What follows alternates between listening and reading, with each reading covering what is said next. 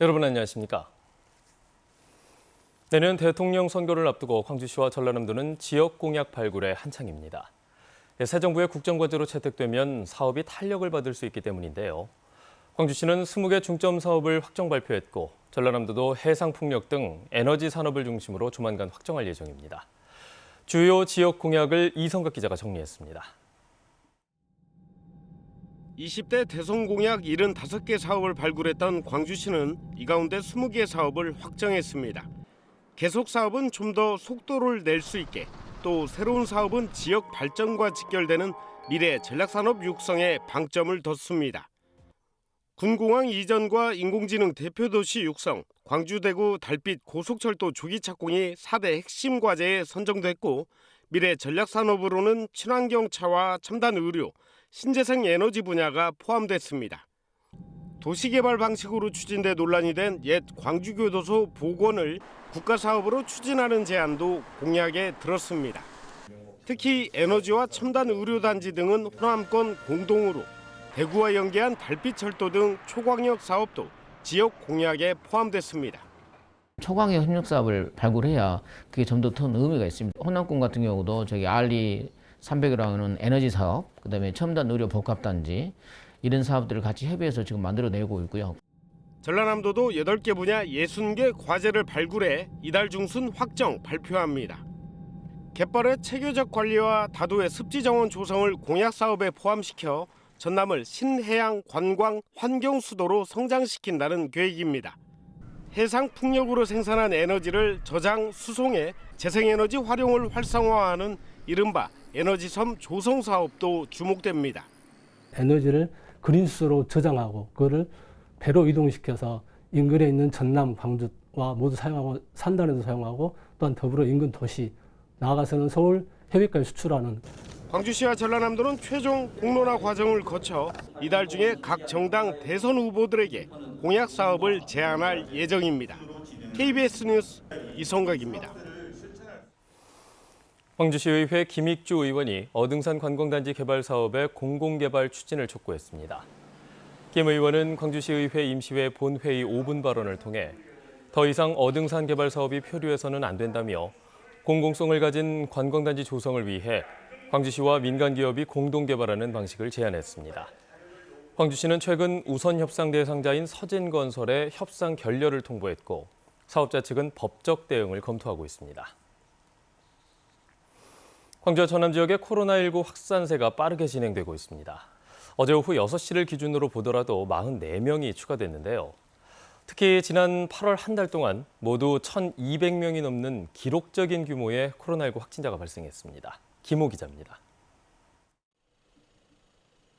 노인 일자리 사업 참가자 A씨가 일했던 광주의 한 유치원입니다. A씨가 확진 판정을 받자 밀접 접촉자인 원생 등이 자가격리에 들어갔습니다. 이후 A씨 주변인도 검사를 통해 6명이 확진 판정을 받았는데 이 가운데 일부는 방역수칙을 어기고 5명 이상 모임을 한 것으로 확인됐습니다.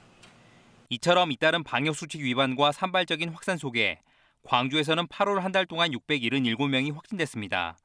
월별로 보면 올 1월 700명대 확진자 발생 이후 가장 많은 숫자입니다. 전남에서는 573명이 확진됐는데 지난해 2월 첫 확진자가 나온 뒤 가장 큰 규모입니다. 광주는 무증상 확진자들을 위한 100여 병상 규모의 생활치료센터 가동률이 90% 안팎을 보이면서 두 번째 생활치료센터가 문을 열었습니다. 확산세가 좀처럼 잡히지 않자 장기화 대비에 들어간 겁니다. 중소기업 연수원의 제2생활치료센터 92병상을 개소하였습니다. 따라서 우리 시는 전담병원과 생활치료센터에 458병상을 갖추고 있으며 방역당국은 고의적인 방역수칙 위반으로 대규모 확산이 발생할 경우 방역비용을 청구할 계획이라며 방역수칙 준수를 당부했습니다. KBS 뉴스 김호입니다. 지난 4월 전남 도립미술관에 기증된 고 이건희 회장의 컬렉션이 전남에서도 첫 선을 보였습니다. 거장들의 작품을 직접 보기 위한 관람객들의 발길이 이어지고 있습니다. 보도에 정아람 기자입니다. 화려한 꽃다발 위로 날아든 나비 한 마리. 원색을 사용해 생동감이 넘치면서도 부드러운 질감이 돋보이는 이 그림은 고흥 출신인 고 청경자 화백의 1970년대 작품입니다.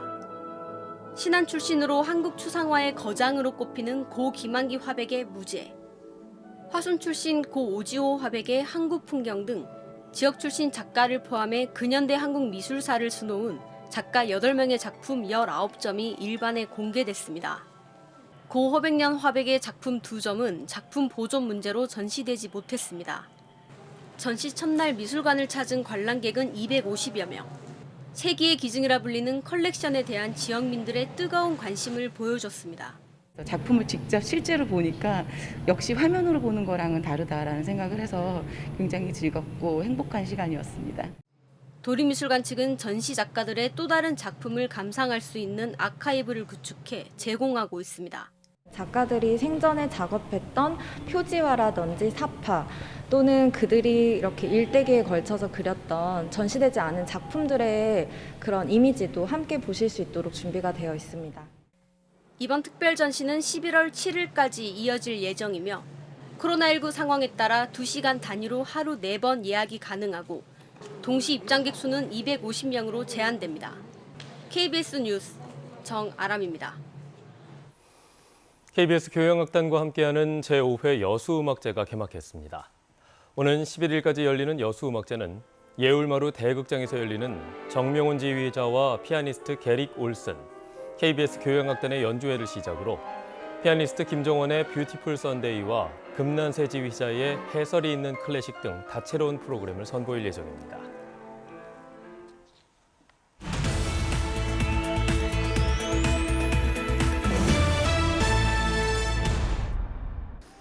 여수시가 지난 1985년에 문을 연 현암도서관을 내진 구조 보강과 리모델링 공사를 마무리하고 재개관했습니다. 현암도서관에는 미디어 갤러리 구축과 안내 데스크 정보 시스템 도입, 그리고 어린이를 대상으로 정보통신 기술을 적용한 다양한 독서 콘텐츠 등을 구비했습니다. 조선대학교가 시민 누구에게나 열려 있고 사용하기 쉬운 솔루션을 갖춘 지역사회 공유 스튜디오를 개관했습니다. 지역사회 공유 스튜디오는 특수 제작된 전장 시스템과 실시간 오버레이 기술을 통해 독창적 디지털 판서 등 16가지 솔루션을 이용해 콘텐츠를 제작할 수 있어 누구나 쉽게 교육 콘텐츠를 만들 수 있습니다. 한국농수산식품유통공사가 전남도와 업무 협약을 맺고 당구와 육상 등 전남도 소속 장애인 체육 선수를 정식 직원으로 채용했습니다. 두 기관은 업무 협약을 통해 장애인 인식 개선과 장애인 운동선수 채용과 취업 지원, 그리고 체육 지원 프로그램 제공 등 다양한 협력 사업을 추진할 예정입니다. 해남군이 지난 7월 발생한 집중호우로 피해를 입은 국민에게 재난지원금을 지급합니다. 해남군은 정부 특별재난지역 선포에 따라 국비 68억 원을 포함한 도비와 군비 각 15억 원 등 98억여 원의 예산을 확보해 피해 복구를 최대한 지원하기로 결정했습니다. 지금까지 단신 브리핑이었습니다. 광주은행이 인재 육성 장학금으로 5천만 원을 전라남도에 기탁했습니다. 광주은행은 어제 오후 전남도청에서 전남지사 등이 참여한 가운데 인재 육성 장학금 기탁식을 가졌습니다. 광주은행이 인재 육성을 위해 전라남도에 기탁한 장학금은 지난 2009년 이후 3억 8천만 원입니다. 윤석년 광주대 신문방송학과 교수가 KBS 이사로 선임됐습니다. 윤석년 교수는 방송통신위원회와 규제심사위원장으로 방송통신심의위원회 방송자문특별위원장과 제27대 방송학회 회장 등을 역임했으며 임기는 어제부터 2024년 8월 31일까지입니다. 제1회 힌츠페터 국제보도상 대상인 기로에선 세계상에 벨라루스의 불법 선거 과정을 보도한 미하일 아르신스키 영상기자가 선정됐습니다. 뉴스 부문에는 미얀마 군부의 폭력 행위를 고발한 노만과 콜린 기자가 이름을 올렸고 특집 부문은 전 세계 이주민들의 험난한 여정을 영상에 담은 브루노 페데레코 기자가 선정됐습니다. 이 밖에 힌츠페터 국제보도상 조직위원회는 공로상인 5월 광주상에 1980년 5월 19일 광주에 투입된 계엄군을 최초로 취재 보도한 고 유영길 전 미국 CBS 서울지국 영상기자를 수상자로 선정했습니다. 나주 빛가람 에너지 클러스터 지구가 국토교통부의 투자 선도지구로 지정됐습니다.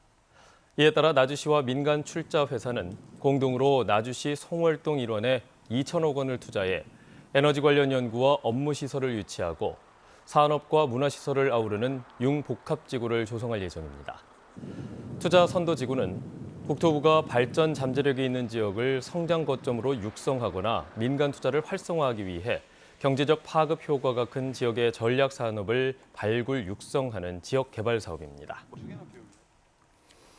광주 학동 붕괴 사고 당시 공사관리 감독을 소홀히 한 혐의로 기소된 감리 책임자에 대한 첫 재판이 어제 열렸습니다.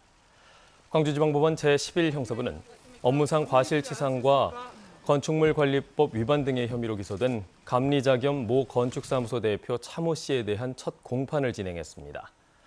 차 씨는 지난 6월 발생한 학동 재개발구역 철거 건물 붕괴 사고와 관련해 해체 계획서 이행 여부 확인 등 공사에 대한 관리 감독을 소홀히 해서 철거 중이던 건물의 붕괴로 9명을 숨지게 하고 8명을 다치게 한 혐의로 기소됐습니다.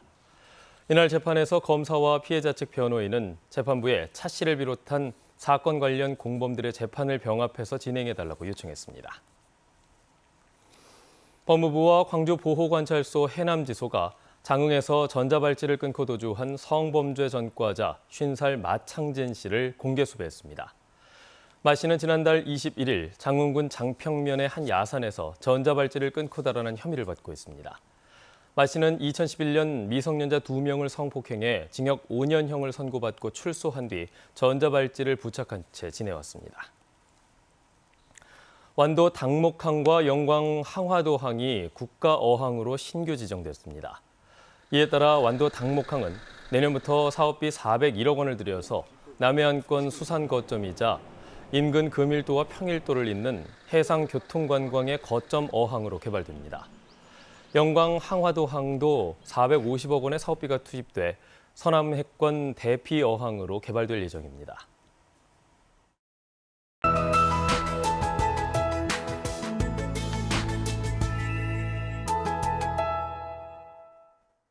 가을이 성큼 다가오고 있습니다. 오늘 청명한 하늘은 보지 못하겠지만 더위가 주춤하면서 비교적 선선하겠습니다. 대부분 지역이 어제보다 기온이 내려가겠는데요. 한낮 기온 광주가 25도에 머물면서 어제보다는 2도가량, 평년보다는 무려 4도가량이나 밑돌겠습니다. 내일 새벽까지 비 소식도 있습니다. 특히 오늘 오후부터 남해안을 중심으로는 천둥, 번개를 동반한 시간당 30에서 50mm의 폭우가 쏟아지겠습니다. 내일까지 예상되는 비의 양은 광주 전남 지역에 10에서 40mm고요. 많은 비가 예상되는 남해안 지역은 20에서 60, 일부 지역은 80mm 이상의 많은 비가 내리겠습니다. 다음은 자세한 지역별 기온입니다. 오늘 아침과 낮 기온 모두 대부분 지역이 어제보다 낮겠습니다. 아침 기온 화순이 20도 가리키고 있고요. 한낮 기온은 대부분 지역이 25도 안팎이 예상됩니다. 여수와 광양이나 최고 기온 24도로 어제보다는 4, 5도가량 낮겠습니다. 목포도 아침 기온 22도, 낮 기온 25도로 아침 기온과 낮 기온의 차이가 크지 않겠고요. 강진과 해남 26도까지 오르겠습니다. 신안도 한낮 기온 25도에 머물겠습니다. 바다의 물결은 전해상에서 비교적 잔잔하겠지만 남해상은 천둥, 번개가 치겠습니다. 내일 새벽에 대부분 지역에서 비가 그친 뒤 당분간 흐리거나 구름 많은 날씨 보이겠고요. 기온도 다시 조금 오르겠습니다. 날씨였습니다. 뉴스를 마칩니다. 여러분 고맙습니다.